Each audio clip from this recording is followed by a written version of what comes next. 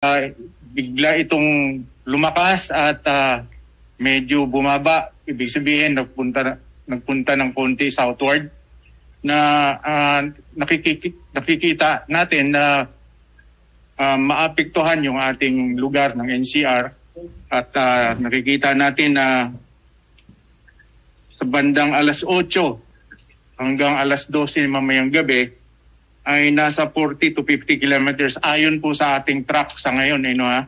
At may dalawa tayong posibilidad na kung saan siya landfall. Mapapaaga siya kung sa Polillo Island siya maglalandfall.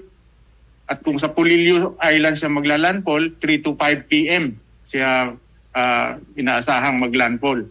At kung north naman ng Polillo, sa Quezon sa bandang north ng Quezon at southern part ng Aurora, mga 6 to 8 or medyo late dahil medyo mas malayo yung lugar na yon. Pero gaya ng sinasabi ko ay 3 to 5 siya kung sa Polillo at 6 to 8 siya kung North Quezon or Southern Aurora area. So sa ngayon ay mayroon na tayong mga signal number 5 na inaasahan natin. Ang signal number 5 ay within 12 hours. Magmula nung inisyu natin yung signal number 5 ay maaasahan natin yung hangin na kaakibat ng signal number 5 ay ating mararamdaman. So ngayon po